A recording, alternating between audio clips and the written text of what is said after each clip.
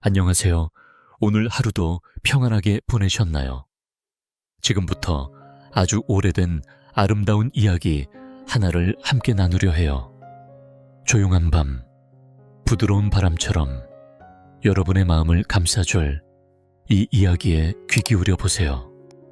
몸과 마음을 느긋하게 풀고 깊은 숨을 내쉬며 이 이야기가 여러분을 포근하게 감싸 안기를 바랍니다. 깊은 산속 소박한 나무꾼의 작은 집에 틸틸과 미틸이라는 남매가 살고 있었어요. 그날 밤은 유난히 어두웠고 부모님께서는 일터에서 돌아오시지 않아 집은 적막에 휩싸여 있었지요. 남매는 서로 의지하며 기다리고 있었는데 갑자기 문을 두드리는 소리가 조용히 들려왔어요. 문을 열어보니 이웃 할머니 한 분이 서 계셨답니다. 할머니는 조용한 목소리로 물으셨어요. 얘들아, 너희 집에 파랑새가 있니? 파랑새가 있어야 아픈 손녀의 병이 나을 수 있단다. 남매는 안타깝게도 죄송하지만 저희 집에는 산비둘기밖에 없어요 라고 대답했어요. 그러자 할머니는 다이아몬드가 박힌 아름다운 모자를 꺼내 틸틸에게 씌워주며 말했어요. 이 모자를 쓰고 파랑새를 찾아와줘. 그럼 내 손녀의 병을 낫게 할 수 있을 거야. 틸틸이 조심스럽게 모자에 달린 다이아몬드를 왼쪽으로 돌리자 방 안은 환한 빛으로 가득 찼고 신비로운 요정들이 나타났어요. 그리하여 틸틸과 미틸은 요정들과 함께 파랑새를 찾아 먼 여행길에 올랐답니다. 그들이 도착한 곳은 추억의 나라였어요. 그곳에는 이미 세상을 떠난 할아버지와 할머니가 편안히 쉬고 계셨지요. 할아버지, 할머니, 저희 왔어요. 남매가 반갑게 인사하자 할아버지와 할머니도 기쁘게 맞아 주셨어요. 오랜만에 가족이 모여 행복한 시간을 보내며 마음의 위로를 받았지만 시간이 너무 빨리 흘러 이내 작별할 시간이 되었답니다. 할아버지와 할머니는 남매에게 귀한 선물을 주셨어요. 파랑새는 너희 마음속에 있어. 언제든 그리울 때 찾아오렴. 그렇게 작별 인사를 나눈 남매는 다시 여행길에 올랐어요. 그런데 이상한 일이 벌어졌답니다. 추억의 나라를 떠나자 파랑새가 까맣게 변해버린 거예요. 어떻게 이런 일이? 파랑새가 파란색이 아니야. 실망한 남매에게 요정이 다정히 말했어요. 실망하지만 어딘가에 반드시 진짜 파랑새가 있을 거야. 그리하여 틸틸과 미틸은 밤에 전당으로 향했어요. 전당 안에는 여러 개의 방이 있었고 남매는 문을 하나씩 열어가며 파랑새를 찾아 나섰지요. 하지만 매번 유령병사 전쟁 같은 무서운 모습들이 나타나 그들을 놀라게 했어요. 마침내 커다란 청동문을 열었을 때 아름다운 꽃밭이 펼쳐졌고 꽃들 사이로 파란빛의 새가 자유롭게 날아다녔어요. 남매는 기쁘게 파랑새를 잡으려 뛰어다녔지만 새는 잡힐 때마다 숨을 거두고 말았답니다. 왜 계속 죽는 거지? 도대체 어떻게 해야 할까? 마음이 아픈 틸틸과 미틸은 눈물을 흘렸어요. 그러자 요정이 위로하며 말했어요. 울지마. 이제 숲의 나라로 가보자. 숲의 나라에 도착하자 우르르거리는 소리와 함께 환한 나무들이 남매를 향해 다가왔어요. 그곳에서는 나무꾼의 아이들이 숲을 괴롭히고 있었거든요. 깜짝 놀란 틸틸은 얼른 몸을 숨기며 마음을 다잡았답니다. 모자의 다이아몬드를 왼쪽으로 돌리자 그들은 울창한 숲속을 지나 새로운 세상으로 나아갔습니다. 이제 어디로 향해야 할지 몰랐지만 틸틸과 미틸은 분명히 행복의 궁전에 진정한 행복이 있을 것이라 믿으며 서로를 다독였습니다. 힘을 내자 하고 서로에게 말하며 앞으로 나아갔습니다. 행복의 궁전에 도착했을 때 그곳은 사방이 황금빛으로 빛나고 있었습니다. 반짝이는 금빛 장식과 화려한 빛깔이 그들을 맞이했고 넓은 탁자 위에는 갖가지 맛있는 음식들이 가득 놓여 있었습니다. 그곳에 모인 사람들은 풍요로운 몸집에 얼굴엔 웃음꽃이 피어 있었죠. 얘들아, 이리 와서 우리와 함께 맛있는 식사를 하자꾸나. 뚱뚱한 사람들이 다정한 목소리로 틸틸과 미틸을 초대했습니다. 하지만 함께 온 요정은 조심스럽게 남매를 말렸습니다. 여기서 말하는 행복은 진짜 행복이 아니란다. 그저 겉모습만 그럴듯할 뿐 진정한 기쁨이 아니야.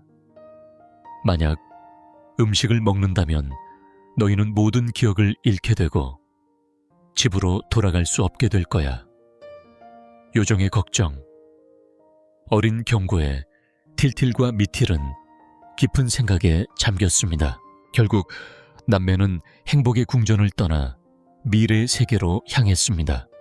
그곳에서는 얼굴과 옷이 모두 파란 아이들이 모여 평화롭게 놀고 있었는데 그들은 아직 태어나지 않은 아이들로 세상 밖으로 나올 날을 기다리고 있었지요. 틸틸과 미틸은 그곳에서 앞으로 태어날 아기 동생을 만나는 기쁨도 누렸습니다. 그러나 그 어디에도 파랑새는 보이지 않았습니다. 그렇게 남매와 요정은 아무것도 얻지 못한 채 빈손으로 집으로 돌아왔습니다. 이제 헤어질 시간이구나. 모두가 아쉬운 작별 인사를 나누고 요정들은 사라졌습니다. 그때 따뜻한 아침, 햇살과 함께 엄마의 다정한 목소리가 들렸습니다. 틸틸 미틸, 일어나야 해요. 아침이에요. 남매는 마치 꿈을 꾸고 온 듯한 기분으로 집에 돌아온 것을 기뻐하며 신나게 방 안을 돌아다녔습니다. 그러다 미틸이 갑자기 소리쳤습니다. 오빠 저기 봐. 우리가 찾아 헤매던 파랑새가 바로 여기 있었어. 틸틸도 놀라며 고개를 끄덕였습니다. 정말 그렇구나. 파랑새가 한동안 우리 곁에 있었던 거였어. 바로 그때 이웃집 할머니가 찾아왔습니다. 어머, 너희 집에 파랑새가 있구나. 우리 손녀가 이 새를 보면 병이 나을 텐데. 할머니는 고마운 마음으로 파랑새를 받아갔습니다. 며칠 뒤 소녀는 그 파랑새를 보고 병이 씻은 듯 깨끗이 나았습니다. 틸틸과 미틸은 기쁜 마음으로 파랑새를 보내며 생각했습니다. 파랑새야 부디 다른 사람들에게도 너의 행복을 전해다오. 그리하여 남매는 깨달았습니다. 진정한 행복과 파랑새는 멀리 있지 않고 우리 마음속에 있다는 사실을. 벨기에 플랜더스의 작은 마을에는 넬로라는 소년이 살고 있었습니다. 그는 할아버지와 함께 소박하지만 정다운 일상을 보내며 우유를 배달하는 일을 하며 하루하루를 소중히 살았습니다. 비록 넬로와 할아버지는 먹을 것이 넉넉하지 않은 가난한 삶을 살았지만 그들의 마음은 언제나 따뜻하고 순수했습니다. 어느 날 우유를 모두 배달하고 집으로 돌아오는 길에 넬로와 할아버지는 길가에서 힘없이 쓰러져 있는 한 마리 개를 발견했습니다. 할아버지, 너무 안타까워요. 우리가 데려가서 돌봐야 하지 않을까요? 넬로가 조심스레 말했습니다. 할아버지는 고개를 끄덕이며 그 개를 부축해 집으로 데려갔습니다. 넬로와 할아버지는 정성껏 그 개를 돌보며 하루하루 희망과 사랑을 나누었습니다. 비록 힘든 현실이었지만 그들에게는 서로를 위하는 따뜻한 마음과 순수한 행복이 있었습니다. 그런 작은 기적들이 모여 세상을 조금씩 밝게 만드는 힘이 되었습니다. 파트라슈라는 이름을 지어준 강아지는 넬로의 마음 깊은 곳에서부터 사랑을 받으며 자라났습니다. 건강을 잃었던 파트라슈는 넬로의 정성 어린 보살핌 덕분에 점차 힘을 되찾았고, 그 과정에서 로키라는 또 다른 친구도 만나 따뜻한 우정을 나누게 되었습니다. 몸이 약해 매일 우유 배달을 하는 일이 쉽지 않았던 할아버지를 위해 넬로와 파트라슈는 힘을 합쳐 기쁜 마음으로 마을을 돌며 우유를 배달했습니다. 그들에게 우유를 전하는 일은 단순한 일이 아니라 사랑과 정성을 전하는 소중한 순간이었습니다. 배달을 마치고 나면 넬로는 꼭 성당에 들렀습니다. 그곳에는 위대한 화가 루벤스가 남긴 아름다운 그림이 걸려 있었기 때문입니다. 하지만 안타깝게도 그 그림은 항상 커튼으로 가려져 있었고, 그림을 보려면 돈을 내야 했습니다. 넬로는 가난한 처지에 그 돈을 낼 수 없어 매번 아쉬운 마음을 안고 발걸음을 돌릴 수밖에 없었습니다. 어느 날 넬로는 파트라슈에게 조용히 속삭였습니다. 언젠가는 꼭 저 그림을 내 눈으로 직접 보고 싶어. 그리고 나도 언젠가 루벤스처럼 훌륭한 화가가 될 거야. 사실 넬로는 그림 그리기를 진심으로 사랑했습니다. 정식으로 배운 적은 없지만 우유 배달을 마치고 난 뒤에는 언제나 종이와 연필을 꺼내들고 자신의 마음속 풍경을 그려냈습니다. 어느새 그 꿈은 점점 더 선명해졌고 넬로의 마음을 채워주는 가장 큰 힘이 되었습니다. 그러던 중 마을에서 청소년 미술 대회가 열린다는 소식이 들려왔습니다. 넬로는 가슴이 뛰었습니다. 이 대회에서 1등을 하면 내가 정말 훌륭한 화가가 될 수 있겠지 라는 희망이 그의 마음을 가득 채웠습니다. 그는 더욱더 열심히 그림을 그리기 시작했고 몇 달 동안 정성을 다해 완성한 작품을 대회에 출품했습니다. 그러나 넬로의 일상에는 그림뿐만 아니라 어려움도 함께 찾아왔습니다. 알루아라는 소녀가 있었는데 그녀의 아버지 코제 씨는 가난한 넬로와 알루아가 가까워지는 것을 몹시 못마땅해 했습니다. 어느 날 넬로는 길에서 작은 인형 하나를 주었고 그 인형을 알루아에게 선물하려고 그녀의 집을 찾았습니다. 바로 그날 알루아의 집 근처 방앗간에 불이 났습니다. 마침 그 근처에 있던 코제 씨는 넬로가 불을 냈다고 의심하며 크게 화를 냈습니다. 넬로는 강하게 아니라고 부인했지만 코제 씨는 믿지 않았고 마을 사람들에게도 넬로가 불을 질렀다는 소문을 퍼뜨렸습니다. 그 소문은 순식간에 퍼져나갔고 마을 사람들은 코제 씨의 말을 믿어 더 이상 넬로에게 우유 배달을 부탁하지 않게 되었습니다. 이렇게 넬로의 가족은 점점 더 어려운 상황에 놓이게 되었고 건강이 좋지 않던 할아버지의 병세는 점점 깊어졌습니다. 결국 할아버지는 세상을 떠나셨습니다. 얼마 후 넬로의 집에 집주인이 찾아왔습니다. 밀린 집세가 너무 많아 당장 집을 비우라고 했습니다. 이렇게 넬로의 삶은 한없이 고단하고 외로운 날들로 이어졌습니다.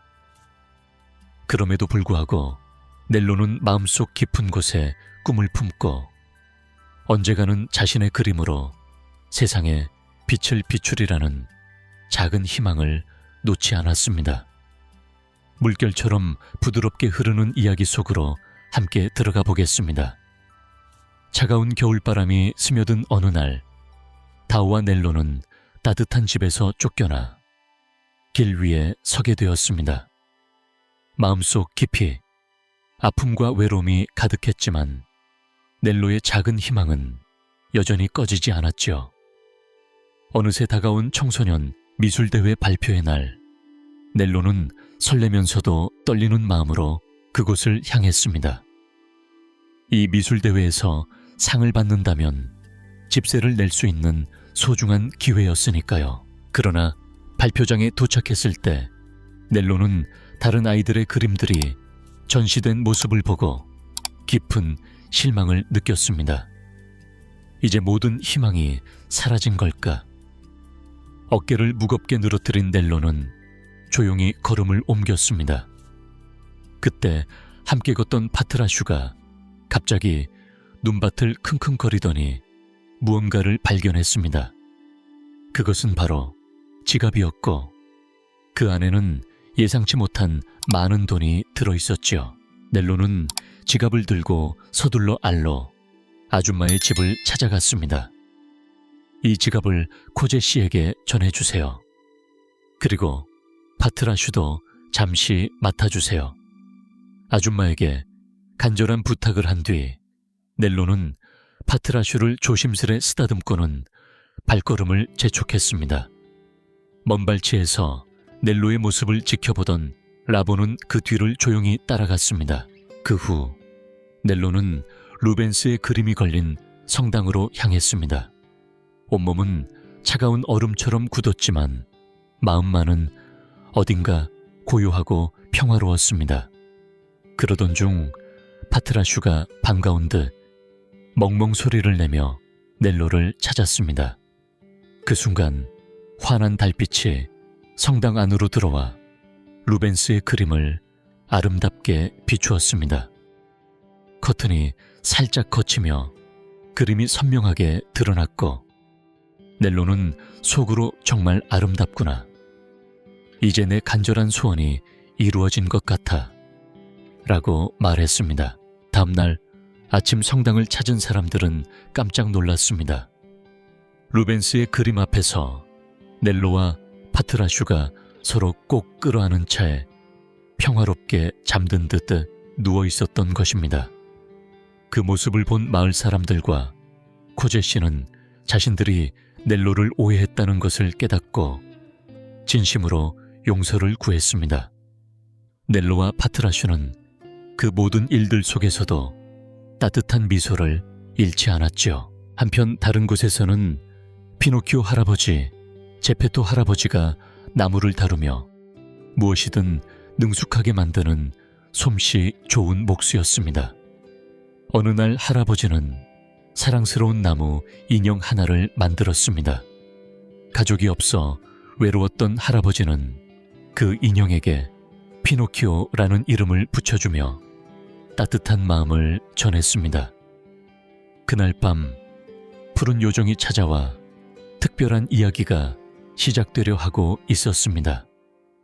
물결이 잔잔한 어느 날 밤 푸른 요정이 조용히 찾아와 나무 인형 피노키오에게 부드러운 숨결을 불어넣었어요.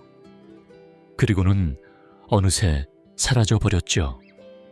다음날 아침 제페토 할아버지는 깜짝 놀랐답니다.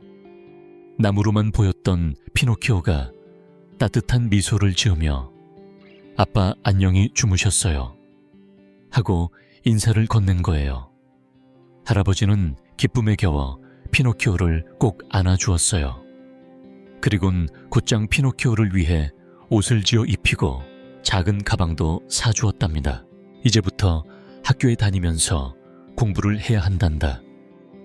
아들아, 할아버지가 다정히 말했어요.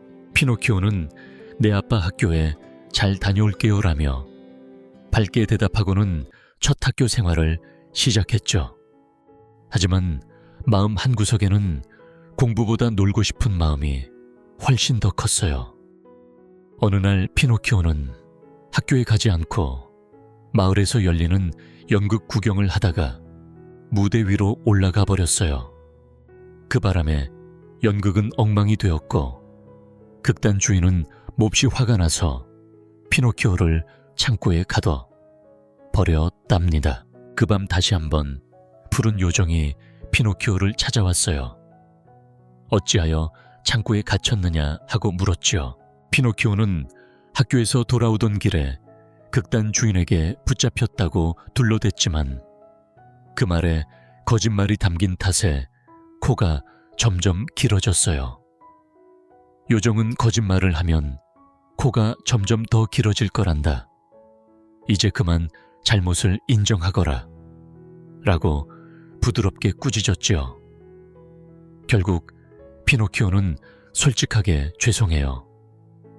사실 학교에 가지 않고 놀러 다니다가 이런 일이 생겼어요. 라고 고백했어요. 요정은 피노키오를 창고에서 꺼내주고 길어진 코도 다시 원래대로 돌려놓았답니다.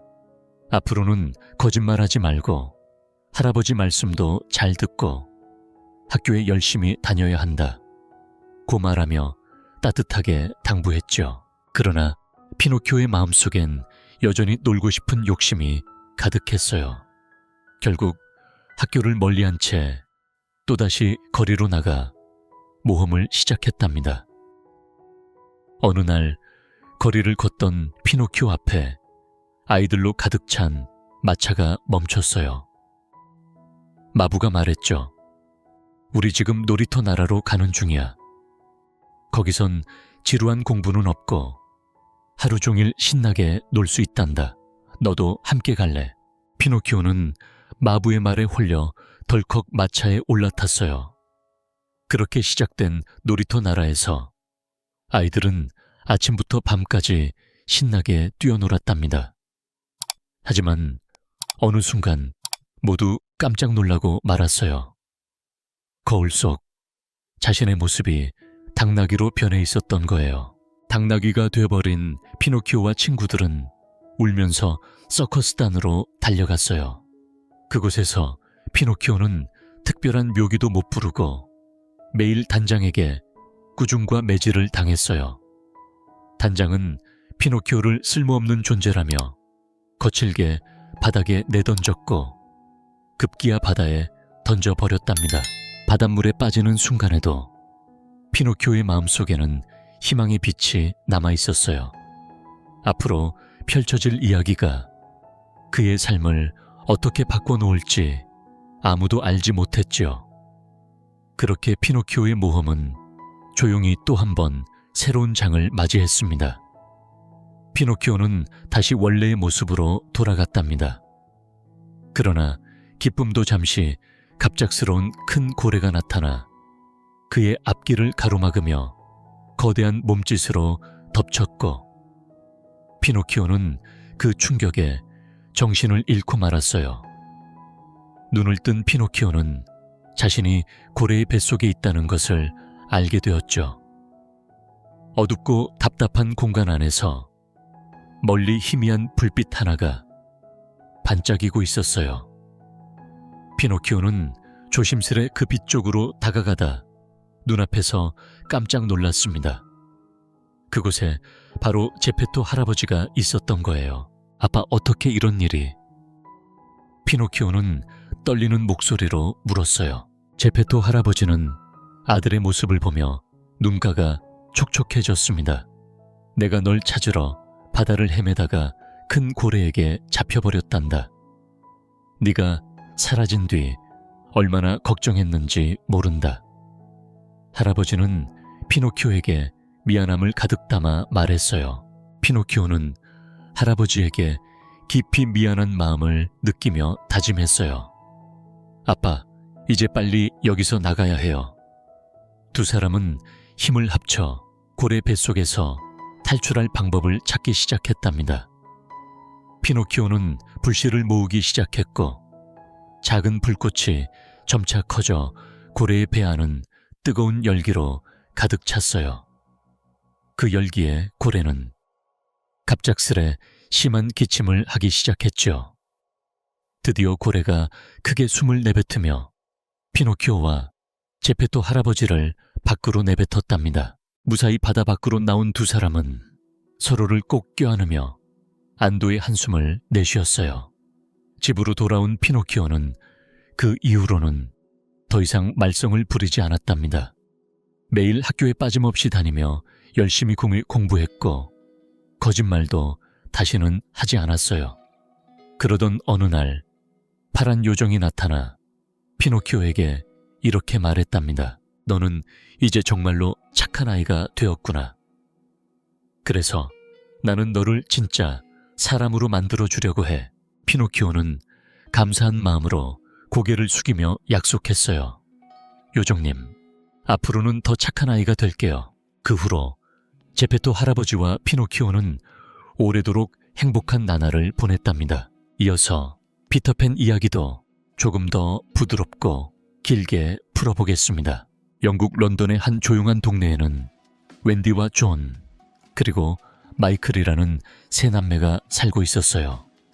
어느 날 부모님이 외출한 밤 누나 웬디는 동생들에게 잠자리 이야기를 들려주었답니다. 그 이야기는 바로 영원히 자라지 않는 요정 피터팬에 관한 신비한 이야기였어요. 나도 피터팬이 사는 네버랜드에 가보고 싶어. 마이클이 속삭였어요. 나도 존도 웬디의 말을 맞장구 쳤죠. 그 순간 갑자기 창문 밖에서 작은 움직임이 느껴졌어요. 깜짝 놀란 아이들이 창밖을 바라보니 그곳에 바로 피터팬이 있었답니다. 피터팬은 미소를 지으며 아이들에게 말했어요. 너희도 나와 함께 네버랜드로 가서 그곳 친구들에게 멋진 이야기를 들려줄래? 웬디와 동생들은 기대에 찬 눈빛으로 고개를 끄덕였어요. 그러자 피터팬은 마법의 가루를 뿌려주었답니다. 그 순간 아이들의 몸이 서서히 가벼워지더니 하늘 높이 둥실 떠올랐어요. 와, 정말 날고 있어. 아이들은 신이 나서 피터팬을 따라 하늘을 날기 시작했답니다. 그렇게 그들은 함께 네버랜드에 도착해 새로운 모험을 맞이하게 되었어요. 옛날 옛적 신비로운 네버랜드라는 곳에 6명의 아이들이 엄마 없이 함께 살아가고 있었습니다. 이 아이들의 곁에는 항상 다정하고 상냥한 웬디가 있었죠. 웬디는 아이들에게 아름다운 이야기들을 들려주며 그들 곁에서 마치 진짜 엄마처럼 따뜻하게 보살펴 주었습니다. 어느 날 아이들이 웬디에게 말했습니다. 웬디, 우리 엄마가 되어줄래요? 아이들의 순수한 부탁에 웬디는 잠시 생각에 잠겼습니다. 어린 소녀인 자신이 과연 엄마가 될 수 있을지 걱정도 되었지만 아이들이 필요로 하는 건 완벽한 엄마가 아니라 마음 따뜻한 엄마였기에 웬디는 조용히 대답했지요. 나는 아직 어린 여자아이일 뿐이지만 너희에게 좋은 엄마가 되어줄게. 그렇게 웬디는 네버랜드 아이들의 엄마가 되어 함께 웃고 뛰며 행복한 시간을 보냈습니다. 그 사이 네버랜드에는 무서운 해적들도 살고 있었는데 그 중에서도 후크 선장이 가장 무서운 존재였습니다.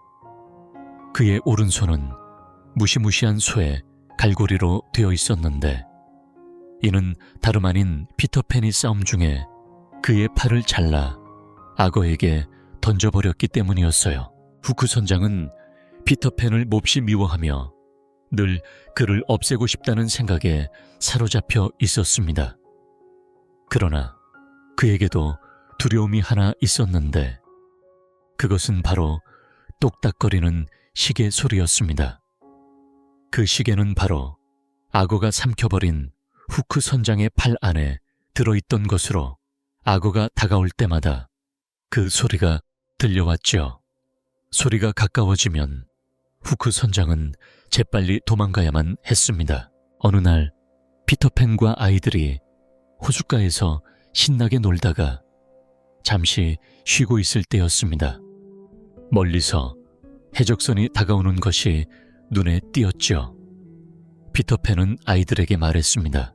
얘들아, 얼른 일어나서 모두 물속으로 들어가. 아이들은 서둘러 물속으로 몸을 숨겼고 머리만 살짝 내놓은 채 긴장한 눈빛으로 해적선을 지켜보았습니다. 그 배에는 인디언 추장의 딸 릴리가 타고 있었는데 해적들에게 손발이 꽁꽁 묶인 채로 저주받은 바위 위에 올려져 있었습니다. 해적들은 릴리를 천천히 물에 잠기게 하여 죽일 계획을 세우고 있었죠. 릴리를 반드시 구해야 해. 피터팬은 결연한 마음으로 후크 선장과 맞서 싸웠고 결국 릴리를 구해냈습니다. 이에 인디언 주장은 피터팬에게 깊은 감사를 전하며 모두를 초대해 성대한 잔치를 열어주었습니다. 그 잔치는 밤 늦도록 이어졌고 모두가 즐거운 시간을 보냈지요. 그러나 웬디는 피곤함을 느껴 일찍 자리를 떠나 혼자 집으로 돌아가게 되었습니다.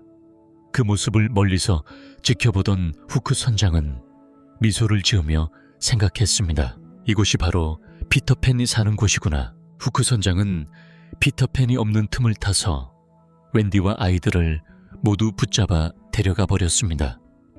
이 소식을 들은 피터팬은 분노로 가득 찼습니다. 악당 후크, 절대 용서하지 않을 거야. 피터팬은 팅커벨과 함께 해적선으로 날아가 아이들과 힘을 합쳐 해적들을 물리쳤습니다. 결국 마지막에 홀로 남은 후크 선장은 피터팬을 피해 바다로 몸을 던졌고 바로 그 순간 아래에서 기다리던 악어가 후크 선장을 한 입에 삼켜버렸죠. 똑딱똑딱 시계 소리가 조용히 울려 퍼졌습니다. 다음 날 피터팬은 다시 아이들을 데리고 런던에 있는 집으로 돌아갔습니다. 그렇게 네버랜드의 평화는 다시 찾아왔고 모두가 행복한 나날을 보냈답니다. 옛날 어느 도시에 행복한 왕자라는 이름의 동상이 서 있었어요. 이 동상은 온몸이 눈부시게 빛나는 황금으로 덮여 있었고 눈처럼 맑게 반짝이는 푸른 사파이어가 두 눈을 장식하고 있었죠. 허리춤에 달린 칼자루에는 불처럼 붉은 루비가 박혀 있었답니다. 이 아름다운 왕자 동상은 그 도시 사람들에게 큰 자랑이었고 모두들 그를 사랑하며 존경했어요. 왕자님 덕분에 이 도시가 더욱 빛나는 것 같아요. 맞아. 우리에게 행복을 선사해 주시는 왕자님이 있어 정말 다행이야.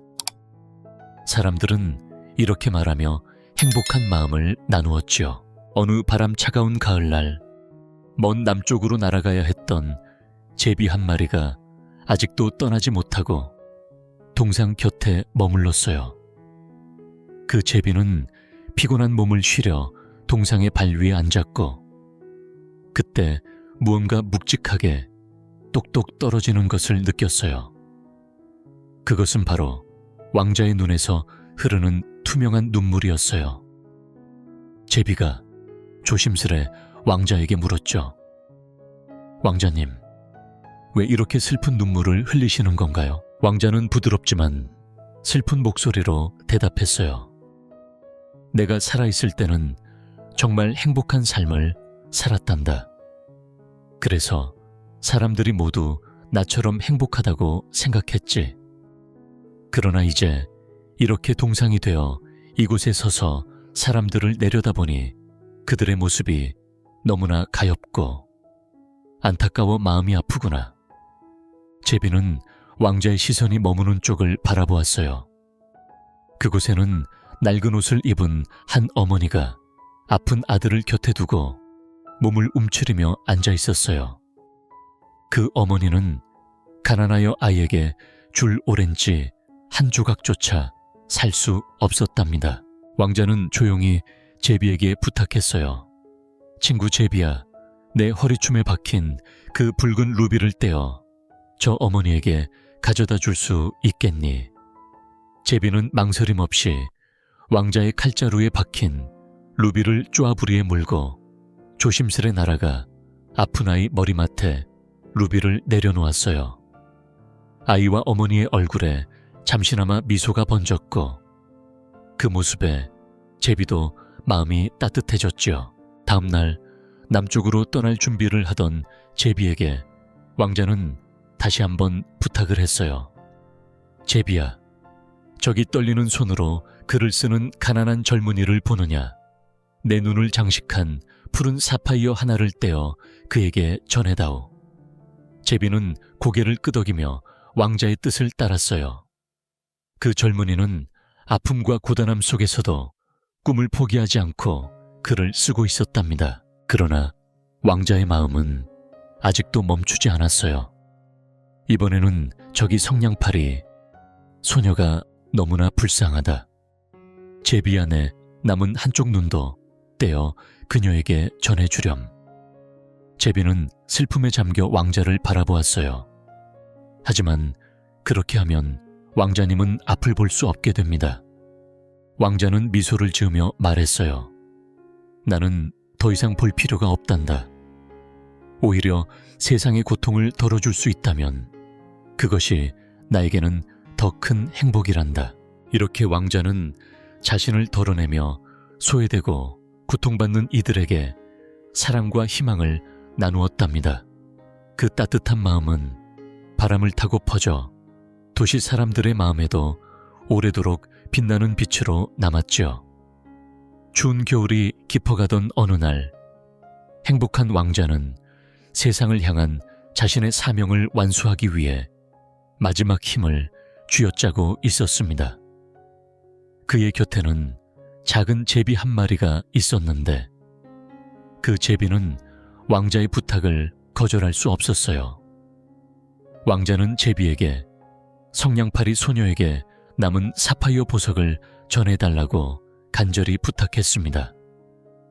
제비는 그 부탁을 받고 왕자의 몸에 붙어있던 빛나는 사파이어를 조심스레 물고 조심스럽게 성냥팔이 소녀가 있는 곳으로 날아갔습니다. 하지만 왕자는 점점 더 세상의 빛을 잃어갔습니다. 그의 눈은 더 이상 아름다운 광채를 바라지 못했고 차가운 겨울바람이 그의 몸을 스치면서도 제비는 떠나지 못했어요.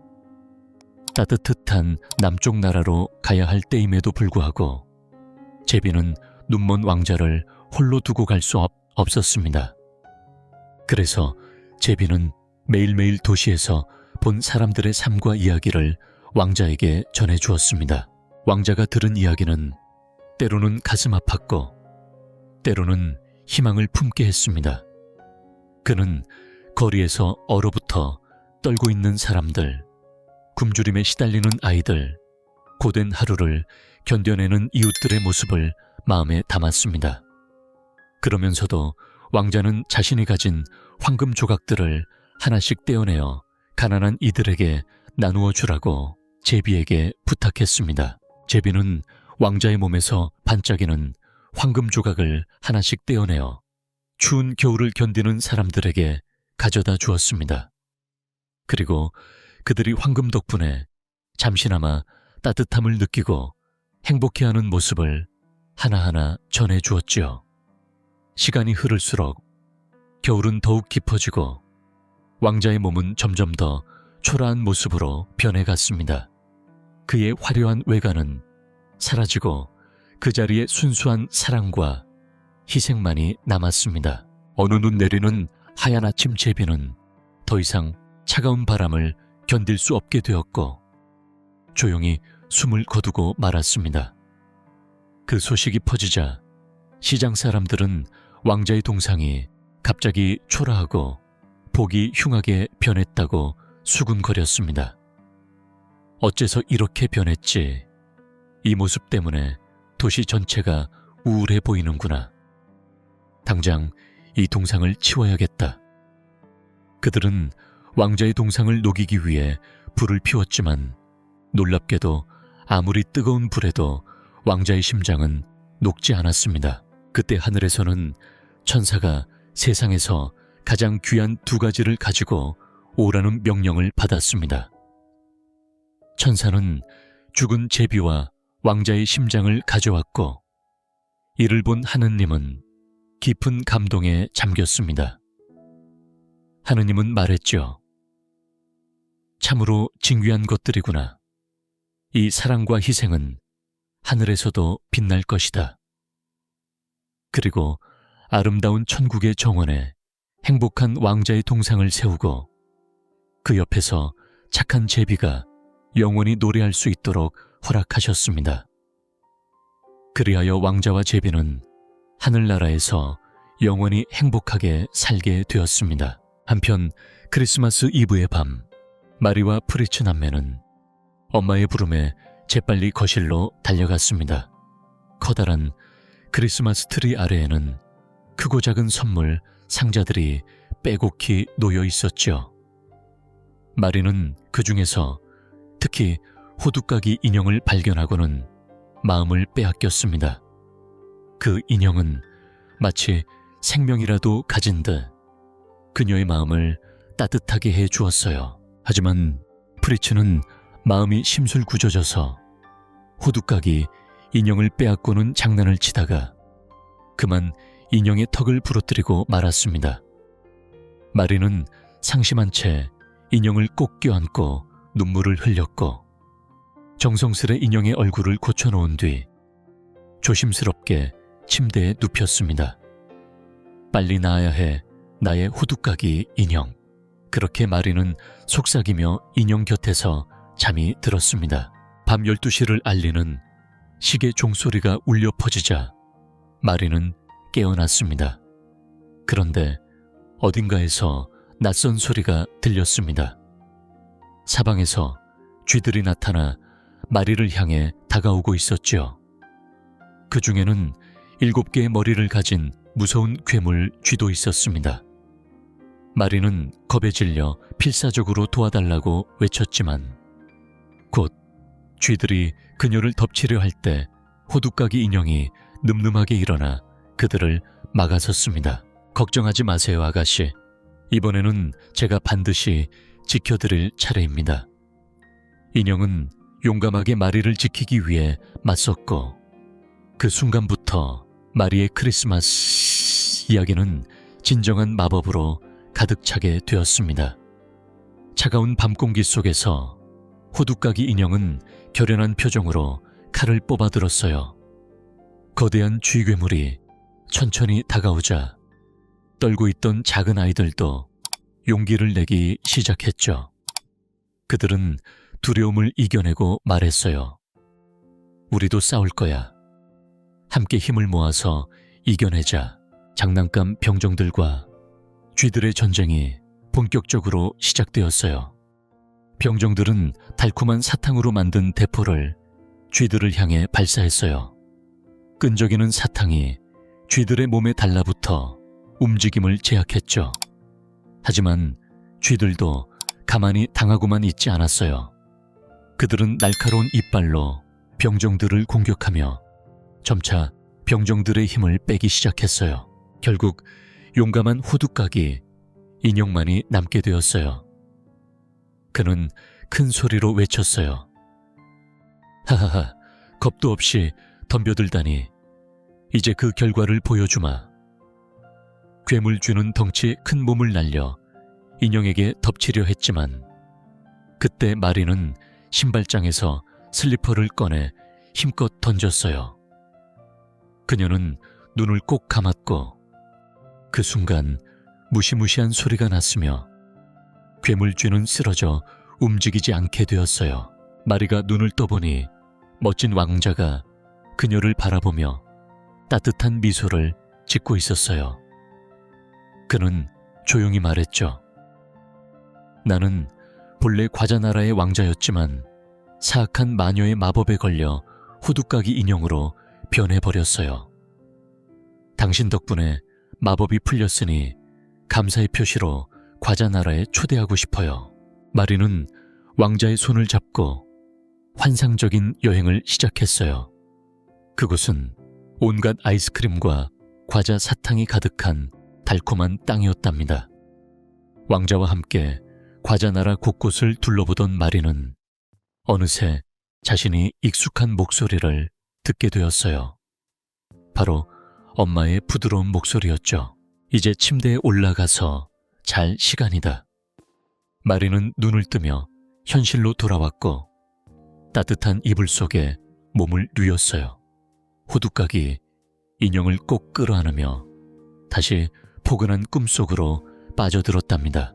뉴욕의 어느 서쪽 워싱턴 광장 근처에는 그리니치 빌리지라는 작은 마을이 있었어요. 낡고 오래된 벽돌집, 꼭대기에서 가난하지만 꿈을 잃지 않는 화가수와 존 씨가 살고 있었지요. 11월에 차가운 바람이 마을을 스치자 폐렴이라는 병이 퍼지기 시작했어요. 따뜻한 고향에서 온 존 씨는 매서운 추위를 견디지 못하고 병에 걸리고 말았어요. 의사는 수에게 조심스러운 말을 전했어요.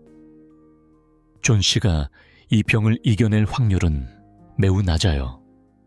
의지가 약해 보이니 더 걱정스럽습니다. 수는 마음이 무너지는 듯했지만 존 씨를 위해 힘내기로 했어요. 어느 날 존 씨는 창밖을 바라보며 담쟁이 덩굴에 달린 잎사귀들을 하나씩 세기 시작했어요. 마지막 잎사귀가 떨어지는 날 나도 이 세상과 작별할 것 같아. 수는 걱정스러운 마음으로 말했다. 하지만 존 씨는 계속 희망을 잃지 않았어요. 의사가 말했듯 마음만 굳게 먹으면 다시 나을 수 있다고 믿었으니까요. 그러나 수의 마음은 더욱 무거워졌어요. 바람에 흔들리는 담쟁이 잎들이 마치 존 씨의 숨결처럼 느껴졌기 때문이었죠. 어느덧 잎사귀가 하나둘 떨어졌고 수는 눈물을 닦으며 아래층에 사는 노화가 할아버지를 찾아갔어요. 할아버지는 언제나 훌륭한 작품을 그리겠다고 했지만 지금까지 제대로 시작하지 못하고 있었어요. 오늘도 술잔을 들고 있던 할아버지에게 수는 존 씨의 이야기를 털어놓았죠. 그때 할아버지는 크게 한숨을 쉬며 말했어요. 담쟁이 잎이 다 말라서 비가 오면 죽을지도 모르겠구나. 정말 어리석은 일이야. 다음 날 아침 존 씨가 잠에서 일어나 커튼을 열어보니 담쟁이 벽에 단 하나의 잎사귀가 마지막으로 매달려 있었어요. 그 잎사귀마저 곧 떨어질 것 같았지만 거센 바람과 비에도 굳건히 붙어 있었지요. 그 밤 매서운 비바람이 몰아쳤지만 마지막 잎사귀는 그대로 남아 있었어요. 아침이 밝고 수가 커튼을 다시 열어보니 놀랍게도 잎사귀는 여전히 그 자리를 지키고 있었답니다. 존 씨는 그 모습을 보며 왠지 다시 힘이 나는 듯한 기분을 느꼈어요. 그래, 저 연약해 보이는 잎사귀도 이렇게 견뎌내는데 나도 포기할 수 없지. 그 후로 존 씨의 병세는 조금씩 나아졌고 희망의 빛을 다시 보게 되었답니다. 존 씨는 어려운 시간을 겪고 난 후 다시 힘을 내야 한다고 다짐했어요. 수가 정성껏 끓여준 따뜻한 수프를 천천히 음미하며 한 숟가락씩 떠먹기 시작했습니다. 수프의 온기가 몸 깊숙이 퍼지자 존 씨의 마음도 조금씩 안정을 찾기 시작했지요. 수는 하루하루 존 씨를 보살피며 조금씩 건강이 회복되는 모습을 지켜보았습니다. 의사 선생님 역시 존 씨가 가장 위험했던 순간을 무사히 넘겼다고 조심스레 전해주었지요.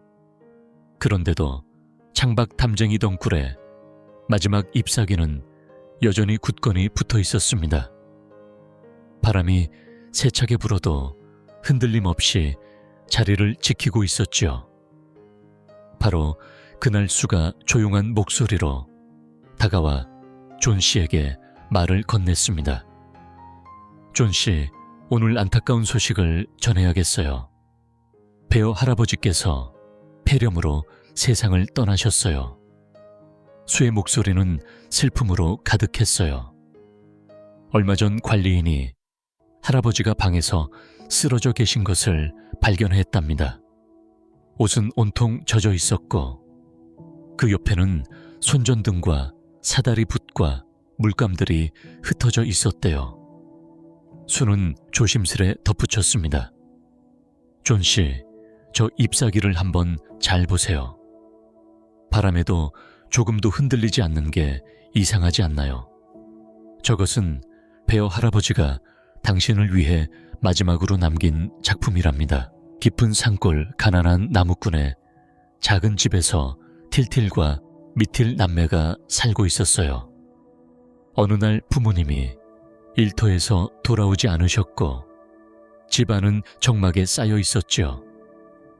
어두운 밤이 깊어갈 무렵 갑자기 문 두드리는 소리가 들렸습니다. 문을 열어보니 이웃집 할머니가 서 계셨습니다. 얘들아, 너희 집에 파랑새가 있니? 파랑새가 있어야 아픈 손녀의 병이 나을 수 있단다. 틸틸과 미틸은 머뭇거리며 대답했어요. 죄송하지만 저희 집에는 산비둘기밖에 없어요. 할머니는 아이들에게 다이아몬드가 박힌 모자를 씌워주며 말씀하셨어요.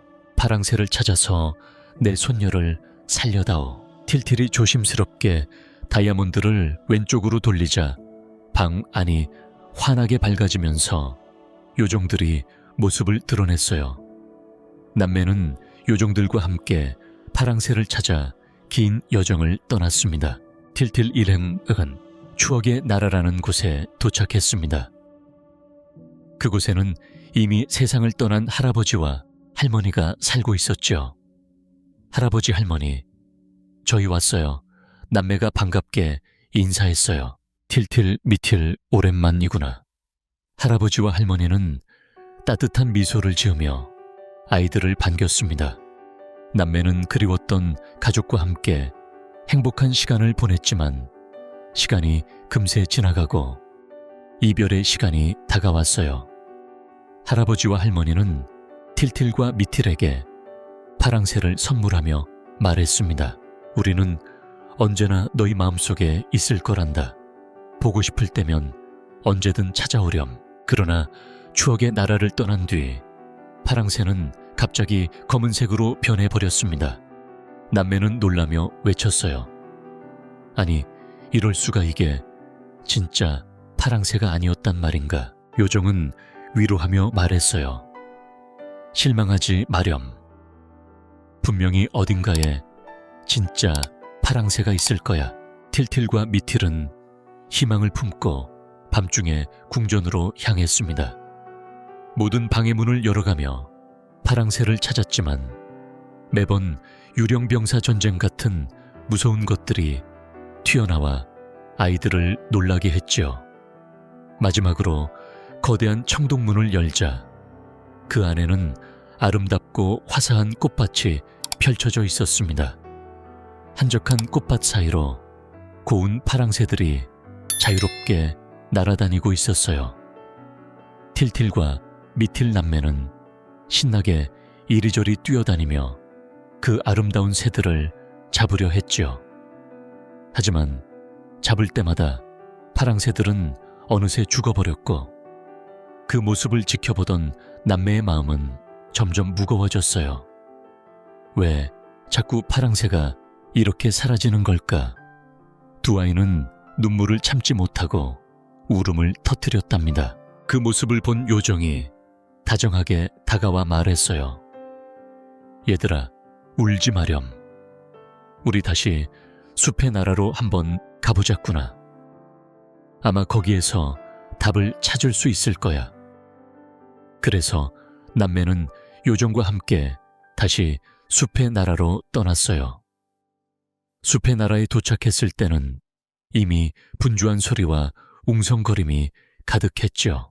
여기를 어찌 감히 침범하다니. 우리를 괴롭히는 나무꾼의 자식들이 아닌가.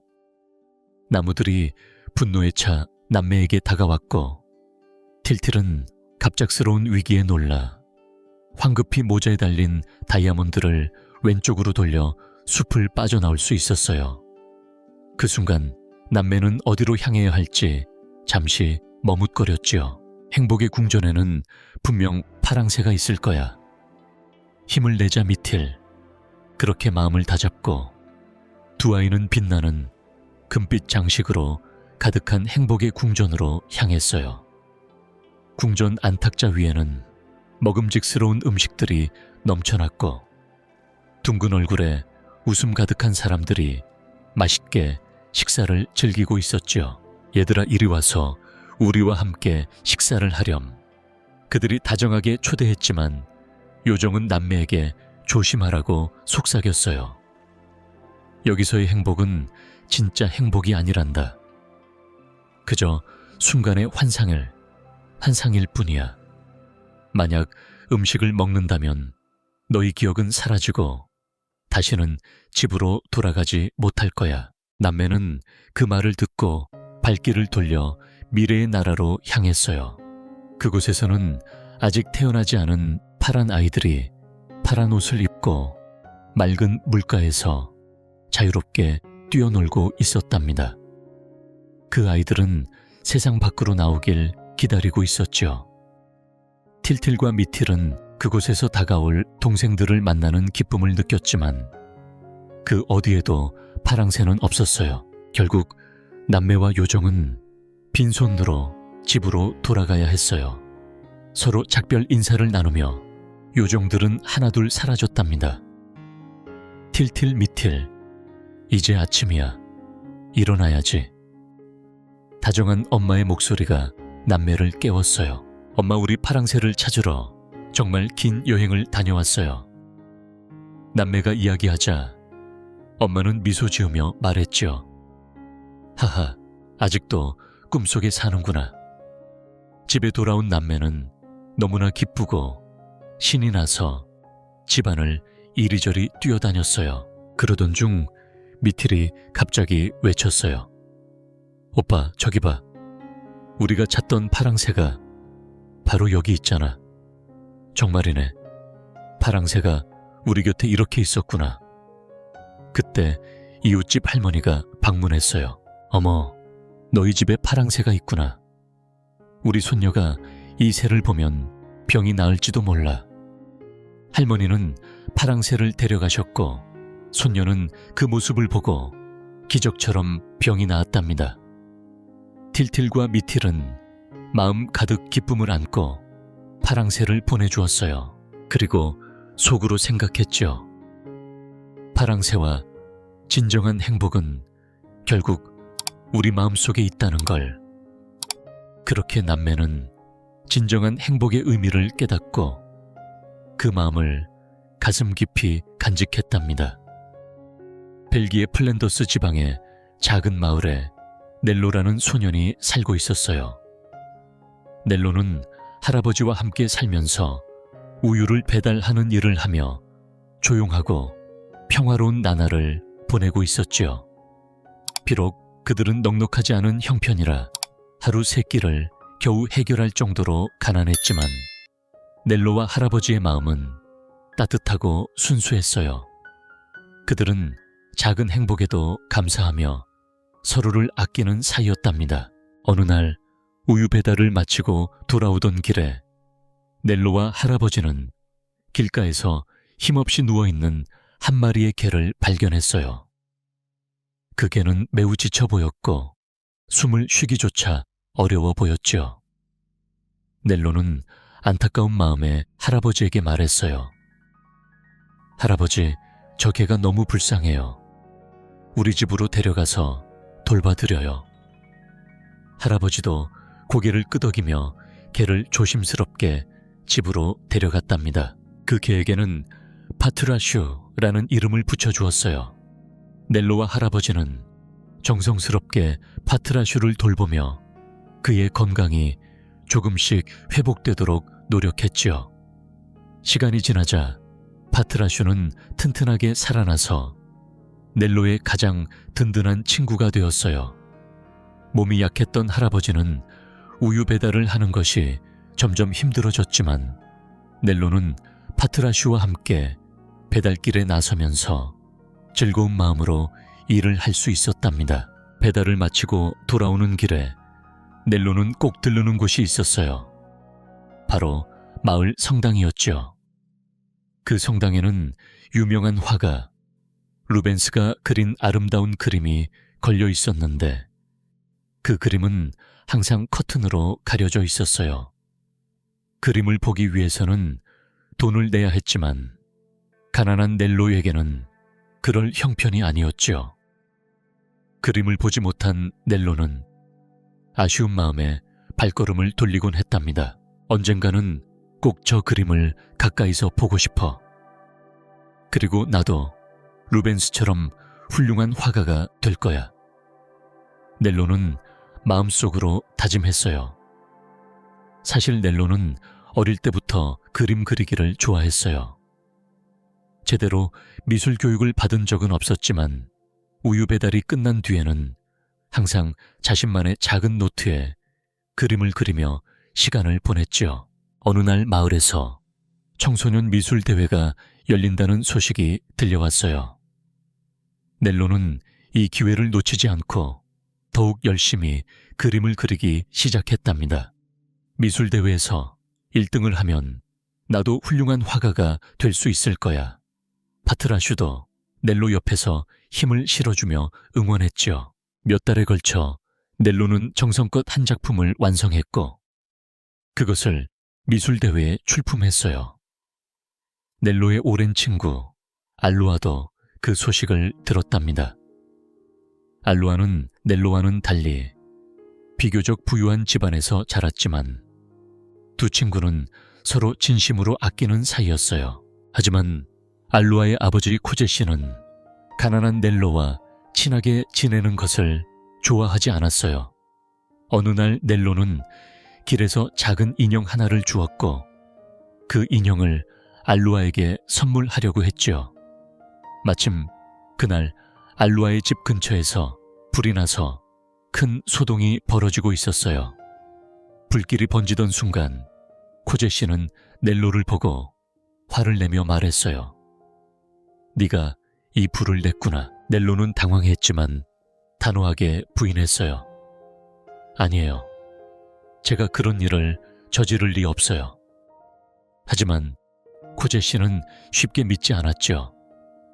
그날 이후로 넬로와 알루아 사이에는 어쩔 수 없는 거리감이 생기고 말았어요. 이렇게 넬로는 힘든 상황 속에서도 꿈을 잃지 않고 매일 그림을 그리며 마음속 깊은 곳에 소중한 희망을 품고 살아갔답니다. 옛날 어느 작은 마을에 넬로라는 소년이 살고 있었습니다. 넬로는 할아버지와 함께 매일 우유를 배달하며 살아갔는데 그 일상이 그에게는 소중한 행복이었지요. 그러나 마을 사람들은 코제라는 어른의 말을 더 믿었고 넬로의 말을 믿지 않았습니다. 결국 마을 사람들은 우유 배달을 더 이상 넬로에게 부탁하지 않게 되었고 그로 인해 넬로의 집안 형편은 점점 더 어려워졌습니다. 추운 겨울이 찾아오고 넬로의 할아버지께서 병마와 싸우시다 결국 먼 하늘나라로 떠나셨습니다. 그 슬픔이 차에 가시기도 전에 며칠 뒤에 집주인이 찾아와 밀린 집세를 이유로 집을 당장 비워달라고 했습니다. 그렇게 넬로는 혹독한 겨울날 어쩔 수 없이 집을 떠나게 되었답니다. 넬로에게는 마지막 희망이 하나 있었는데 바로 청소년 미술대회였습니다. 그날이 드디어 다가왔고 넬로는 떨리는 마음을 안고 발표장으로 향했습니다. 만약 상을 받는다면 그 돈으로 집세를 낼 수 있을 거라 믿었기 때문입니다. 하지만 발표장에 걸린 그림들을 보니 넬로의 작품은 어디에도 없었습니다. 절망감에 넬로는 어깨를 축 늘어뜨리고 터벅터벅 걸었죠. 그와 함께 걷던 반려견 파트라슈는 갑자기 눈밭을 킁킁거리다가 어디선가 주워온 지갑을 꺼냈습니다. 그 지갑 안에는 코제라는 이름이 적혀 있었고 꽤 많은 돈이 들어있었죠. 넬로는 그 돈을 들고 알루라는 아주머니의 집을 찾아갔습니다. 그리고 부탁했습니다. 이 돈을 코제 씨에게 전해주세요. 그리고 파트라슈를 잠시 맡아 주실 수 있나요? 넬로는 파트라슈의 머리를 부드럽게 쓰다듬고는 서둘러 그 집을 나섰습니다. 파트라슈는 넬로가 멀어져가는 모습을 보며 안절부절 못하다가 이내 그 뒤를 따라 나섰습니다. 넬로는 루벤스의 그림이 걸려있는 성당으로 향했습니다. 겨울의 차가운 공기가 온몸을 감싸고 있었지만 넬로의 마음은 어느새 평화로웠습니다. 그때였습니다. 파트라슈가 환하게 짖었지요. 멍멍, 내가 널 찾아왔어. 그 순간 밝은 달빛이 성당 안의 루벤스 그림을 은은하게 비추었습니다. 커튼이 살짝 젖혀지며 그림이 선명하게 드러났고 넬로는 감탄했습니다. 정말 아름다워. 이제 내 소원이 이루어졌어. 하느님 감사합니다. 넬로는 속으로 감사의 마음을 전했습니다. 다음 날 아침 성당을 찾은 사람들은 깜짝 놀랐습니다. 루벤스의 그림 앞에서 한 소년과 한 마리 개가 꼭 껴안고 영원히 잠든 듯이 누워 있었기 때문이었습니다. 사람들은 이제까지 넬로를 오해했던 것을 깊이 반성하고 코제 씨와 함께 그에게 진심 어린 사과를 했습니다. 넬로와 파트라슈는 그런 따뜻한 용서 속에서 행복한 미소를 지으며 평화로운 시간을 보냈답니다. 또 다른 이야기, 피노키오의 이야기입니다. 옛날에 제페토라는 할아버지가 있었습니다. 그는 세상에서 가장 솜씨 좋은 목수였어요. 무엇이든 뚝딱뚝딱 만들어내는 그에게는 늘 외롭고 쓸쓸한 마음이 있었는데 가족이 없었기 때문입니다. 어느 날 그는 나무로 한 인형을 만들었어요. 그리고 마음속으로 생각했지요. 나에게도 이런 아들이 있으면 좋겠다. 그 인형에게 피노키오라는 이름을 지어주었고 그날 밤 푸른 요정이 찾아와 인형에게 따뜻한 생명의 숨결을 불어넣었습니다. 그 후 피노키오는 진짜 아이처럼 움직이고 생각하며 제페토 할아버지와 함께 새로운 삶을 시작했습니다. 오래도록 혼자 외롭게 지내던 제페토 할아버지는 어느 날 믿기 어려운 광경을 마주하게 되었습니다. 바로 나무로 만들어진 인형 피노키오가 눈을 반짝이며 할아버지를 향해 환하게 미소를 지은 것이었지요. 아빠 안녕, 잘 주무셨어요 라는 말까지 건넸으니 할아버지의 가슴은 기쁨으로 벅차올랐습니다. 그래, 이제부터 너는 내 아들이란다. 그렇게 할아버지는 눈물을 글썽이며 피노키오를 꼭 껴안아 주었답니다. 그 후 제페토 할아버지는 피노키오를 위해 따뜻한 옷을 직접 지어 입히고 작은 가방도 하나 마련해 주었습니다. 이제 학교에 가서 열심히 공부도 해야 한단다 라는 말도 잊지 않았지요. 피노키오는 반짝이는 눈으로 아빠 학교 다녀오겠습니다 하고 인사를 한 뒤 첫 등교길에 올랐습니다. 하지만 시간이 지나면서 피노키오는 학교보다는 밖에서 뛰어노는 일이 더 즐거웠습니다. 어느 날은 학교에 가지 않고 인형극을 구경하러 갔는데 무대 위로 신이 나서 뛰어 올라갔고 덕분에 공연은 엉망이 되고 말았지요.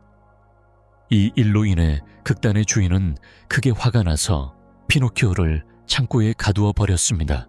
그날 밤 푸른 요정이 조용히 찾아와 말했어요. 피노키오야, 왜 이런 곳에 갇혀있니? 무슨 일이 있었던 거니? 피노키오는 거짓말을 하며 학교에 가지 않았다고 숨겼지만 거짓말을 할 때마다 코가 점점 길어지는 것을 보고 크게 놀랐습니다. 요정은 다정하게 만약 계속 거짓말을 하면 코가 하늘 끝까지 닿을 거야. 이제부터는 거짓말을 하지 말고 할아버지 말씀을 잘 듣고 학교도 열심히 다니렴. 이라고 조언해 주었습니다. 요정의 도움으로 피노키오는 다시 자유를 얻었고 코도 본래 모습으로 돌아왔습니다. 그러나 집으로 돌아온 지 얼마 되지 않아 피노키오의 마음은 여전히 놀고 싶은 생각으로 가득했습니다. 학교 대신 또다시 거리를 배회하게 되었고 어느 날 마차 한 대가 아이들로 가득 찬 채 멈춰 섰습니다. 우리는 논리 나라로 가는 중이야. 그곳에서는 지루한 공부 없이 하루 종일 마음껏 놀 수 있단다. 너도 함께 가겠니? 마부의 달콤한 말에 피노키오는 마차에 올라탔습니다. 논리 나라에 도착한 아이들은 아침부터 밤까지 신나게 놀았지만 어느 순간 서로를 바라보던 아이들은 깜짝 놀랄 수밖에 없었어요. 모두 당나귀로 변해 있었던 것이지요. 당나귀로 변해버린 아이들은 울면서 서커스단을 찾아갔고 피노키오도 그곳에 들어갔지만 묘기를 부릴 줄 몰라 매일 단장에게 꾸중을 들으며 매를 맞았습니다. 쓸모없는 녀석 당장 내던져 버려라. 결국 서커스 단장은 피노키오를 바다에 던져버렸습니다. 그 순간 피노키오의 몸은 원래 나무 인형에서 인간 모습으로 돌아왔지만 곧 거대한 고래가 나타나 덮치면서 정신을 잃고 말았습니다. 정신을 차려보니 그는 거대한 고래의 뱃속에 있었고 멀리서 불빛 하나가 반짝이고 있었습니다. 그것은 다름 아닌 제페토 할아버지였죠. 아빠 어떻게 된 거예요? 피노키오는 미안한 마음을 담아 물었고 제페토 할아버지는 너를 찾아 바다를 헤매다가 결국 고래에게 잡혀버렸단다 라고 말했습니다. 피노키오는 할아버지께 깊이 죄송해하며 간절히 말했습니다. 아빠 어서 여기서 나가요. 그렇게 피노키오는 고래 뱃속에서 탈출하기 위한 모험을 시작했습니다. 고래의 뱃속은 점점 뜨거워졌고 그 열기에 고래는 기침을 하기 시작했어요. 큰 숨을 깊게 내쉬며 고래가 한 차례 세게 기침을 하자 그 순간 할아버지와 피노키오는 고래의 몸 밖으로 튀어나왔답니다. 두 사람은 무사히 다시 집으로 돌아왔고 피노키오는 이제 예전처럼 말썽을 부리지 않았어요. 매일 빠짐없이 학교에 가서 성실히 공부했고 거짓말도 더 이상 하지 않았죠. 그 모습을 멀리서 지켜보던 푸른 요정은 나무인형 피노키오에게 진정한 사람의 마음이 깃들었다고 판단하며 그를 진짜 아이로 변화시켜 주었답니다. 피노키오는 고마운 마음을 담아 조용히 인사했어요. 요정님, 정말 감사합니다. 앞으로는 더 착하고 올바른 아이가 될게요. 그렇게 해서 제페토 할아버지와 피노키오는 오랫동안 행복한 나날을 함께 보냈답니다. 영국 런던의 한 아담한 동네에 웬디 존 그리고 마이클이라는 세 남매가 살고 있었어요. 어느 날 부모님이 외출한 밤 누나 웬디는 동생들에게 잠자리에서 이야기를 들려주고 있었지요. 바로 영원히 어른이 되지 않는 요정 피터팬의 이야기였어요. 동생들은 이야기에 푹 빠져 자신들도 네버랜드에 가고 싶다고 말했답니다. 그때 창문 밖에서 누군가 살짝 모습을 드러냈어요. 나야 피터팬. 깜짝 놀란 아이들에게 피터팬이 말했어요. 너희들 내가 사는 곳에 함께 가자. 거기서 재미있는 이야기들을 들려줄게. 아이들이 고개를 끄덕이자 피터팬은 마법의 가루를 뿌려주었어요. 그러자 신기하게도 아이들이 천천히 공중에 둥실 떠올랐고 피터팬을 따라 하늘 높이 날아올라 멀리 네버랜드에 도착했답니다. 네버랜드에는 엄마가 없는 6명의 아이들이 살고 있었어요. 웬디는 그 아이들을 돌보며 즐겁게 이야기를 들려주었지요. 아이들은 웬디에게 말했어요. 우리의 엄마가 되어주세요. 웬디는 조심스레 대답했어요. 그거 정말 멋진 일이지만 난 그냥 어린 여자아이일 뿐이야. 그러자 피터팬이 부드럽게 말했어요. 괜찮아. 엄마처럼 따뜻한 마음만 있으면 돼. 결국 웬디는 네버랜드 아이들의 엄마가 되어 아이들과 함께 행복한 시간을 보내기 시작했답니다. 하지만 네버랜드에는 해적들도 있었어요. 해적단의 우두머리 후크 선장은 무서운 소의 갈고리를 오른손에 달고 있었는데 이는 피터팬이 그의 팔을 자르고 악어에게 던져버렸기 때문이었어요. 후크 선장은 피터팬을 아주 미워하며 복수할 생각뿐이었답니다. 하지만 한 가지 무서운 것이 있었는데 바로 똑딱거리는 시계 소리였어요. 악어가 선장의 팔과 함께 시계를 삼켜서였죠. 그래서 악어가 다가올 때마다 시계 소리가 들렸고 이 소리에 후크 선장은 겁에 질려 도망치곤 했답니다. 어느 날 피터팬과 아이들이 호숫가에서 신나게 놀다가 잠시 쉬고 있을 때 멀리서 해적선이 다가오는 것을 발견했어요. 얘들아 일어나 모두 물속으로 숨자. 아이들은 물속에 머리만 겨우 내놓고 숨어 있었죠. 그때 배에는 인디언 부족의 주장딸 릴리가 타고 있었는데 그녀는 손발이 꽁꽁 묶여 있었어요. 해적들은 릴리를 저주받은 바위 위에 올려놓고 천천히 물에 잠기게 해주기려는 나쁜 계획을 꾸미고 있었답니다. 릴리를 꼭 구해야 해 피터팬은 결심했고 후크 선장과 용감하게 맞서 싸워 릴리를 구출했어요. 인디언 주장은 피터팬의 용감한 행동에 깊은 감사를 표하며 그들의 우정을 더욱 돈독히 했답니다. 이렇게 피터팬과 웬디 그리고 아이들은 서로를 돌보며 네버랜드에서 모험과 사랑이 가득한 나날을 보냈답니다. 우리의 이야기는 여기서 잠시 멈추지만 그 따스함과 용기는 언제나 여러분의 마음속에 머무를 거예요. 옛날 어느 곳에 행복한 왕자의 동상이 도시 한복판에 우뚝 서 있었습니다. 그 왕자의 몸은 온통 황금으로 덮여 있었고 그의 눈은 빛나는 사파이어로 장식되어 있었습니다. 허리춤에는 반짝이는 루비가 박힌 칼자루가 달려 있었지요. 사람들은 이 동상을 바라보며 마치 왕자가 여전히 그곳에서 도시를 지키고 축복하는 것처럼 느꼈습니다. 왕자님 덕분에 우리 마을이 더욱 빛나는 것 같아. 정말 행복한 왕자님 덕분에 우리 모두가 기쁨을 느껴. 사람들은 동상 앞을 지날 때마다 자부심 가득한 마음으로 미소 지었습니다. 어느 가을의 차가운 바람이 불던 날, 남쪽 나라로 날아가지 못한 작은 제비 한 마리가 이 동상에 다가왔습니다. 피곤한 몸을 쉬기 위해 왕자의 발치에 내려앉았는데 갑자기 차가운 눈물방울이 똑똑 떨어지는 것을 느꼈습니다. 그것은 바로 왕자의 눈에서 흘러내리는 눈물이었어요.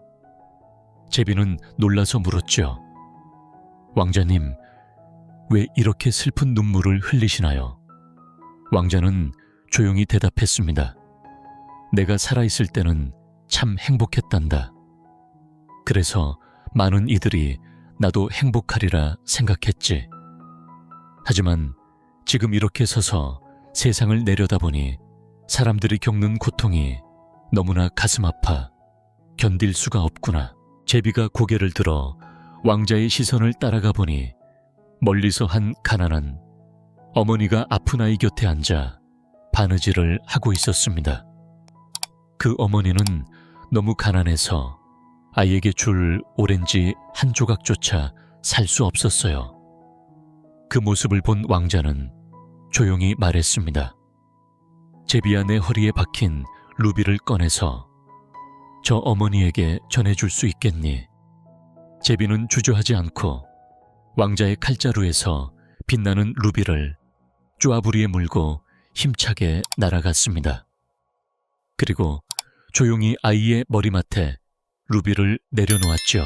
피터팬 이야기도 이어서 새롭게 풀어드릴게요. 한편 네버랜드에는 웬디와 친구들이 살고 있었습니다.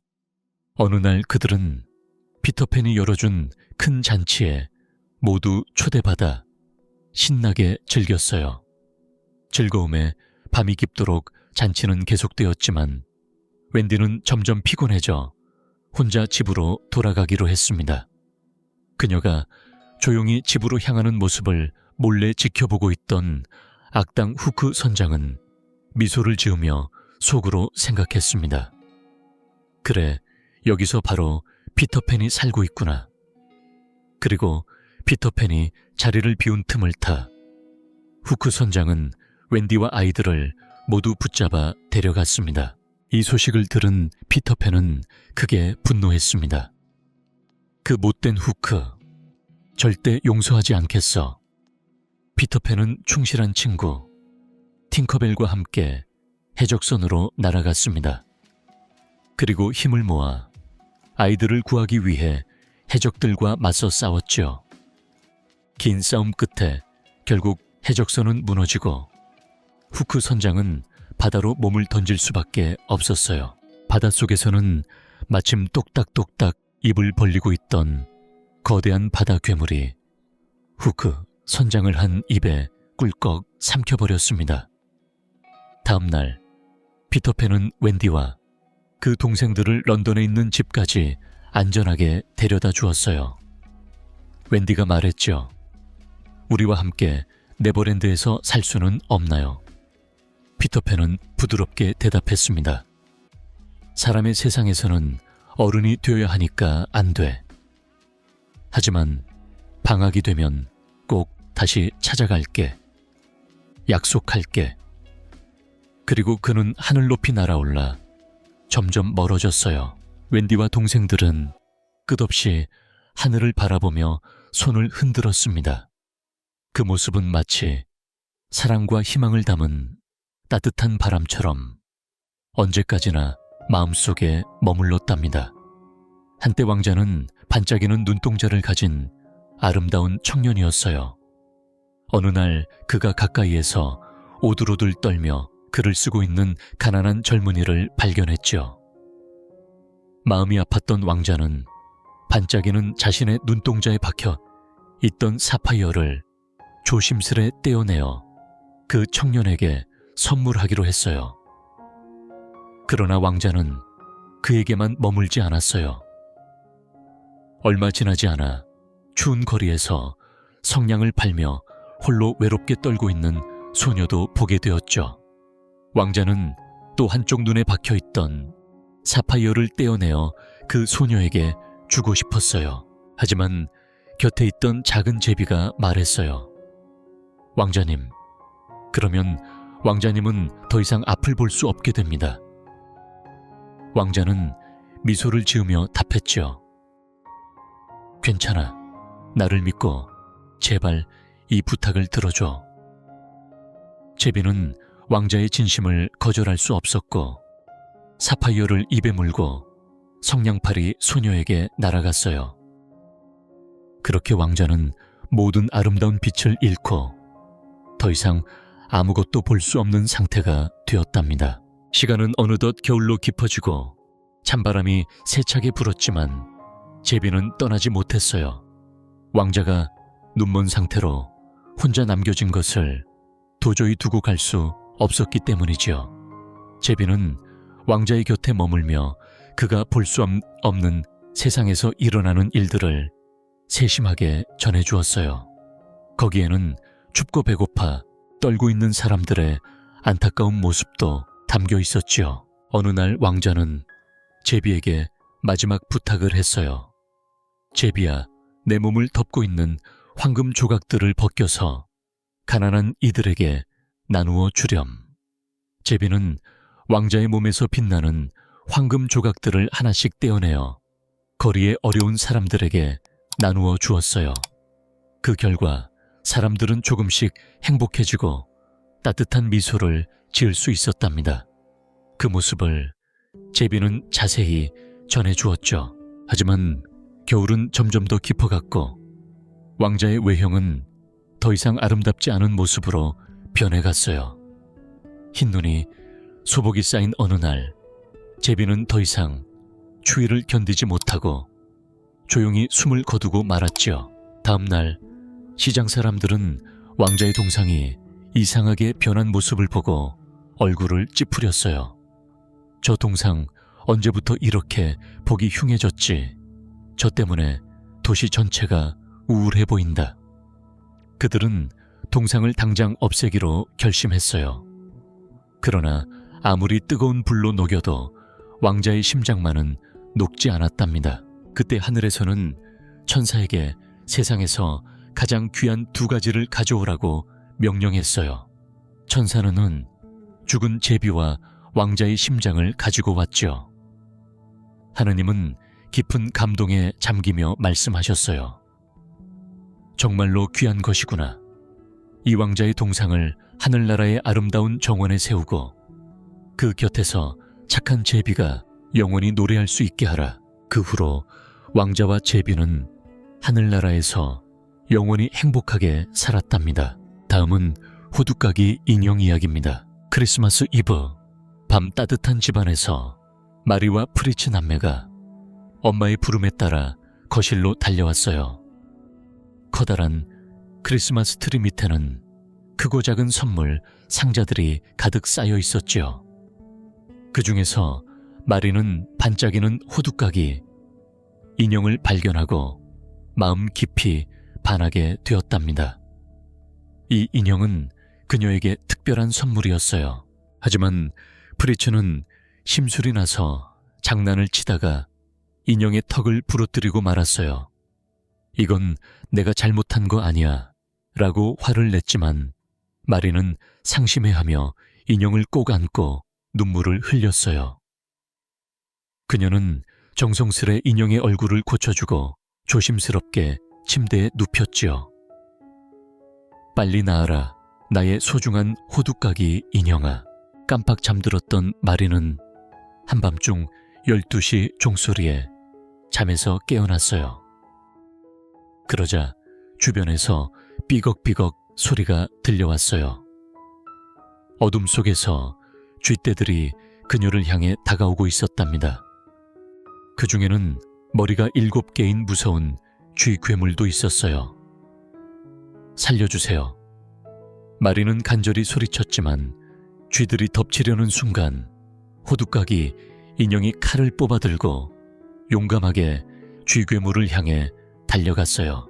걱정하지 마세요, 아가씨. 이번에는 제가 꼭 은혜를 갚겠습니다. 인형은 굳센 마음으로 싸움터 한복판에 섰고 마리는 안심하며 그의 용맹함을 지켜보았답니다. 작은 병정들은 두려움에 떨고 있었지만 점차 용기를 모으기 시작했어요. 우리도 함께 싸울 거야. 그들의 작은 목소리가 힘차게 울려 퍼졌고 모두가 힘을 합쳐 쥐와 맞서 싸우기로 결심했죠. 그렇게 장난감 병정들과 쥐들 사이의 전쟁이 시작되었어요. 병정들은 자신들의 무기인 사탕대포를 쥐들에게 쏘았어요. 대포에서 쏟아진 달콤한 사탕이 쥐들의 몸을 끈적이게 만들었고 쥐들은 몸을 마음대로 움직일 수 없게 되었답니다. 그러나 쥐들도 가만히 당하기만 하진 않았어요. 날카로운 이빨과 빠른 움직임으로 병정들을 공격했죠. 병정들은 점차 지쳐가고 힘이 빠지기 시작했어요. 결국 병정들 중에는 호두까기 인형만 남게 되었어요. 그때 괴물 쥐가 크게 포효하며 호두까기 인형에게 덤벼들었어요. 으하하하, 겁도 없이 우리에게 맞서다니 그 대가를 보여주지. 괴물 쥐가 인형에게 덮쳐오려는 순간 마리는 용기를 내어 신던 슬리퍼를 벗어 던졌어요. 그 슬리퍼가 괴물 쥐에게 정확히 맞았고 쥐는 무서운 소리를 내며 쓰러져 결국 죽고 말았죠. 마리는 두 눈을 꼭 감은 채 떨리고 있었지만 곧 눈을 떴을 때 그녀를 바라보며 환하게 웃는 멋진 왕자를 보았어요. 아가씨, 괜찮으세요? 왕자가 부드럽게 말을 걸었죠. 왕자는 자신이 원래 과자나라의 왕자였지만 마녀의 마법 때문에 호두까기 인형이 되어버렸다고 이야기했어요.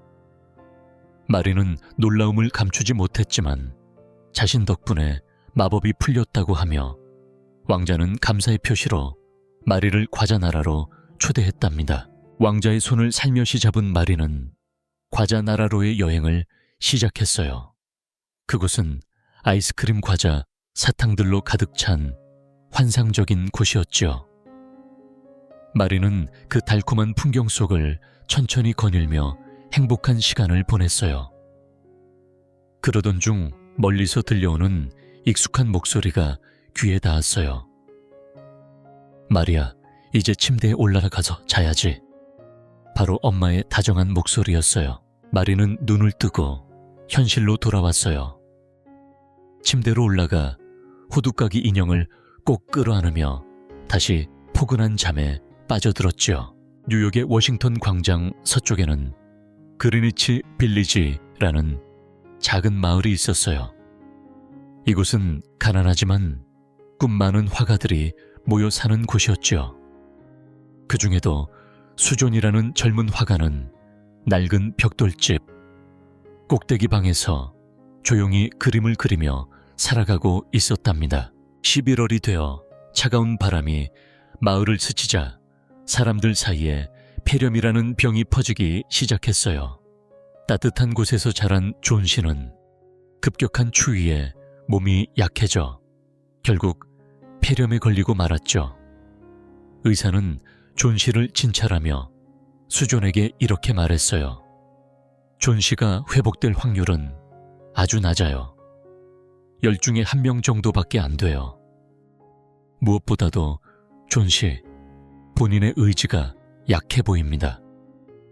이 말을 들은 수존은 마음이 무너지는 듯 했어요. 하지만 수존은 슬픔에 잠기기보다 밝은 미소를 지으며 존 씨에게 다가갔어요. 존 씨, 저기 창밖을 봐요. 담쟁이 덩굴에 잎사귀들을 세어보세요. 존 씨는 창밖에 집중했어요. 마지막 한 잎이 바람에 흔들리더니 서서히 떨어졌죠.